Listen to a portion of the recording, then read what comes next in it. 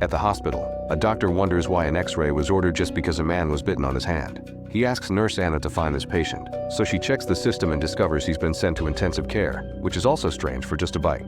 After her shift is over, Anna goes home to her husband Luis. Because they spend the night getting busy in the shower, they don't notice that a TV show is interrupted to announce a special news bulletin. The next morning, Luis wakes up when he notices the neighbor Vivian standing outside the room. When she steps into the light, Luis is horrified to notice blood all over her face. He tells Anna to call an ambulance and approaches the girl to help her, only for Vivian to suddenly bite his neck. Anna rushes to push Vivian into the corridor while Luis collapses on the bed, but Vivian still tries to attack again. A terrified Anna immediately locks the door before checking on her husband, covering his wound with a pillowcase. Then she tries to call the emergency line, but a recording says all circuits are busy. As Vivian continues to pound on the door, Luis dies on the bed, but just for a second. He wakes up as a zombie and attacks Anna, who manages to push him off and grab the car keys before he starts throwing the furniture around. Anna runs to hide in the bathroom, accidentally falling into the tub. Next, she tries to open the window, but it's stuck.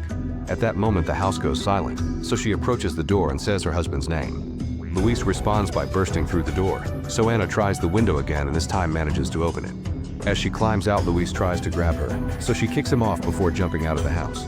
On the streets, people are running and panicking. Many houses are on fire and explosions can be seen in the distance. Anna tries asking a neighbor for information, but the man tells her to stay away while threatening her with a gun. Suddenly, an ambulance runs over him and leaves without checking on him. When Luis comes out of the house too, Anna quickly gets in the car, only for Luis to jump on it and punch the window. Thankfully, he falls off when Anna begins driving away.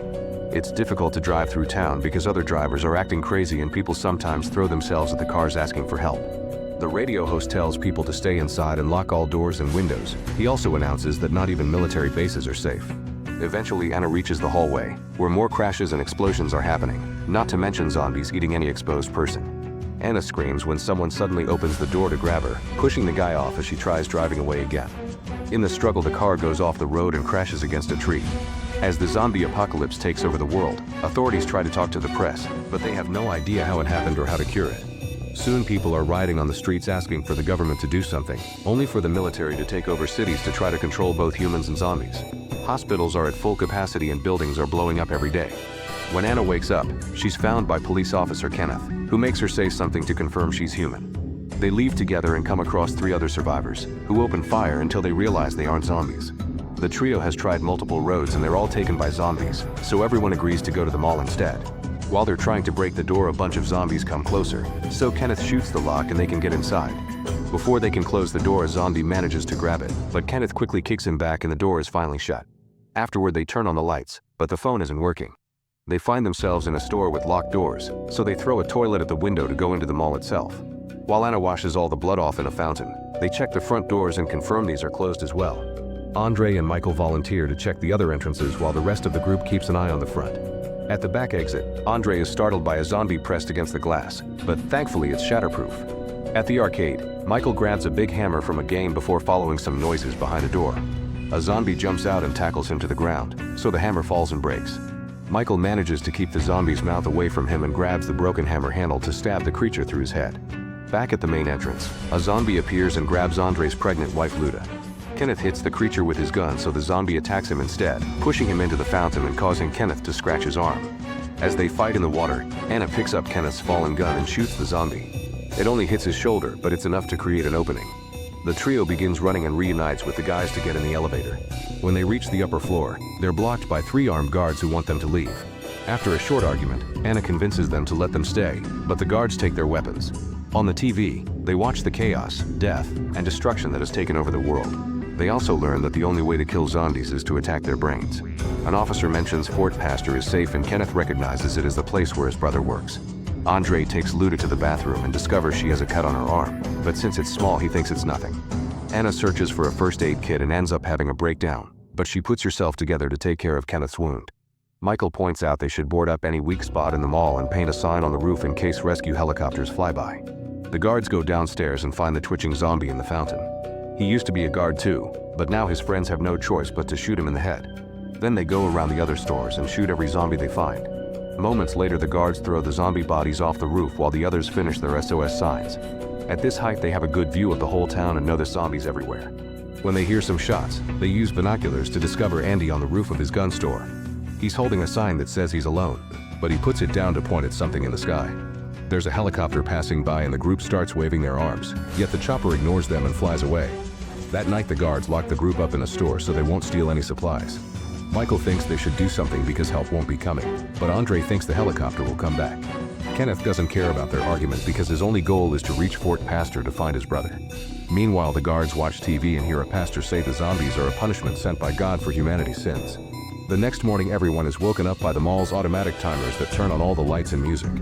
The TVs only show static, which means the signal has gone down. Guard Terry goes looking for the control unit and is seen by Anna, who convinces him to open the store so her group can go to the bathroom.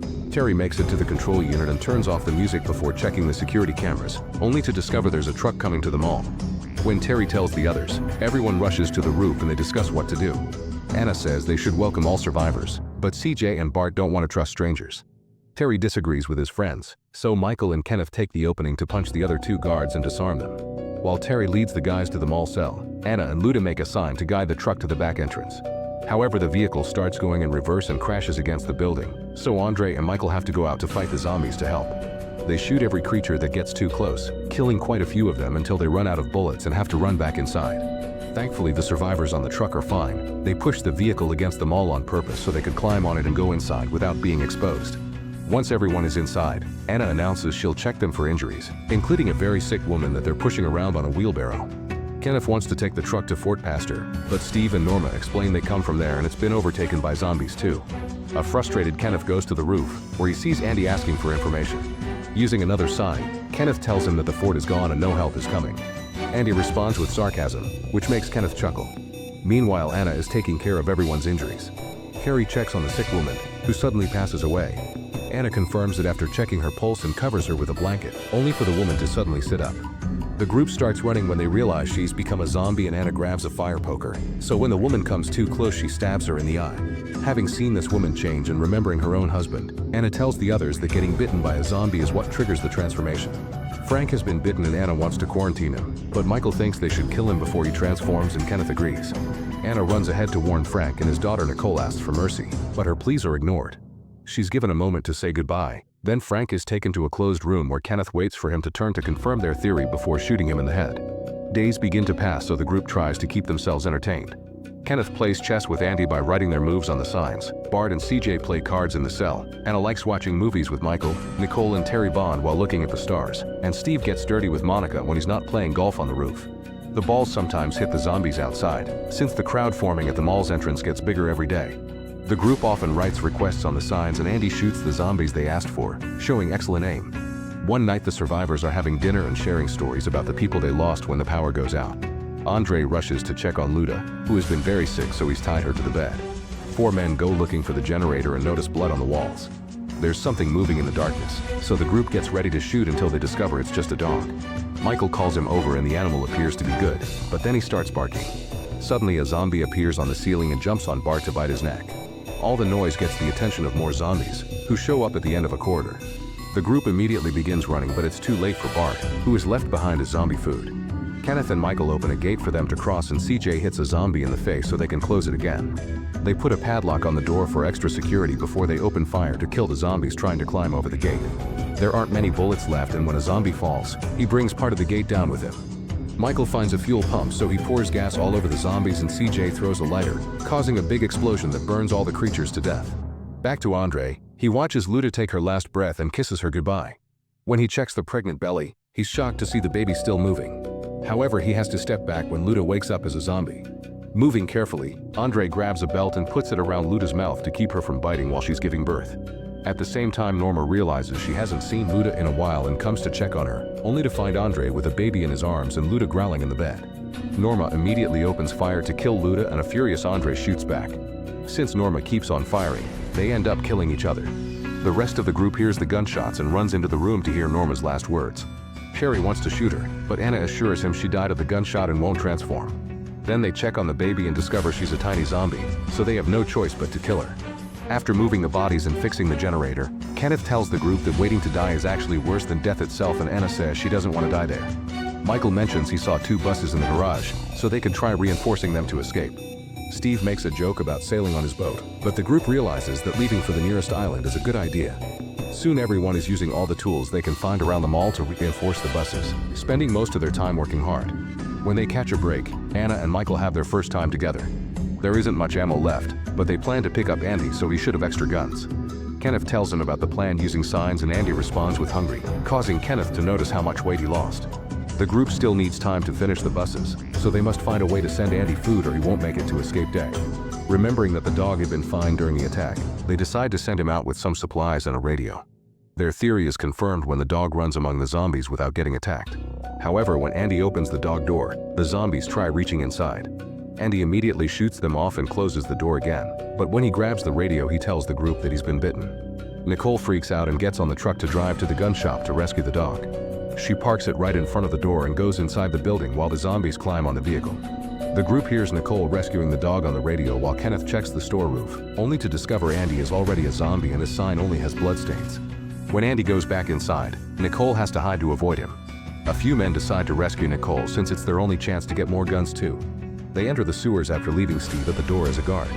After a long walk, they come out in the middle of the street, where they immediately have to open fire to keep the zombies at bay. Kenneth manages to kill several enemies, but a zombie pulls the gun from his hands in the process. The guys climb into the truck to make it to the other side and enter the store through the dog door, closing it right before the zombies can reach them. Afterward, they grab as many guns as they can carry and follow a blood trail on the floor until they find Andy pounding on a door. Kenneth apologizes to his friend before shooting him in the head to finally rescue Nicole.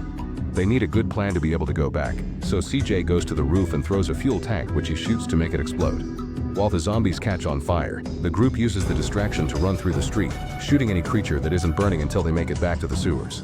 A few zombies push Tucker and cause him to fall into the hole, so he ends up breaking a leg. CJ tells the others to keep moving while he stays to help Tucker. Soon the zombies are jumping into the sewers too, so CJ shoots a few of them before giving Tucker the guns. That way CJ can drag him through the ground while Tucker shoots at the incoming attackers. Unfortunately, there are too many of them and they reach Tucker anyway to start eating him. Tucker asks his friend to end it, so CJ shoots him in the head before running to join the others. Eventually the group makes it to the mall door, but Steve isn't there to open the door. The zombies are starting to climb the stairs and the men open fire until Anna shows up to let them in. They can't close the door again because the zombies are holding it, so the team can only run. Once they reunite with the other survivors, the group plus the dog rush to the elevator and close the doors before the zombies can reach them. They make it to the garage and insult Steve when they find him there. The group splits into two to get on the buses and finally leave the mall by bursting through the garage gates. The zombies immediately surround the vehicles, making it hard to move. The survivors open fire through the windows and Steve even uses a chainsaw to kill a few zombies. Since the crowd is still too thick to move through, CJ throws another fuel tank and shoots it to create a new explosion that easily opens the way. The buses speed through town, only finding cars as their obstacles. Kenneth notices a zombie hanging on a bus and makes a sudden turn to try to throw him off, which makes Glenn fall with the chainsaw on top of Monica. The bus loses control and ends up crashing against a fence, causing it to land on its side. While the other bus comes back to help, Steve picks up a gun and refuses to assist Kenneth. He comes out alone only for a zombie to jump on him. The other survivors come to pick up his friends and Anna is devastated to discover the chainsaw has killed both Monica and Glenn. When she turns around, a zombified Steve tries to attack her, so Anna shoots him in the head. Terry kills the zombie that came with the bus, and the shots attract the attention of a horde. The guys open fire to buy some time because Anna is behind taking the boat keys from Steve's body. She shoots a few zombies too, and thanks to her friend's backup, she reaches the bus. Michael pulls her in and CJ kills the creatures at the door so they can finally close it. The bus takes off at full speed and goes through a gate to reach the pier. It almost falls into the water, but luckily it gets stuck on the edge. The survivors immediately start running toward the boats while the zombies make it to the area too. Unfortunately, CJ is soon surrounded, so he shoots his last fuel tank to bring down all the enemies, dying in the process. The rest of the group gets ready to go, but Michael announces he can't join them because he's been bitten. He says goodbye to Anna and pushes the boat, so once his friends are at a safe distance, he self-deletes with a shot. In the end, Anna, Kenneth, Nicole, Terry, and the dog survive.